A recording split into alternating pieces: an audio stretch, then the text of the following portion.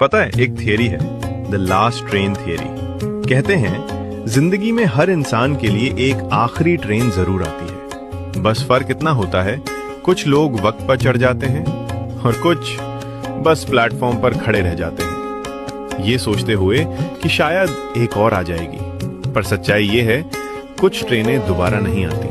कुछ लोग, कुछ मौके एक बार छूट जाए ना, तो उनकी सीटी की आवाज जिंदगी भर दिल में गूंजती रहती है। और अजीब बात यह है, जब तुम आखिरकार तैयार होते हो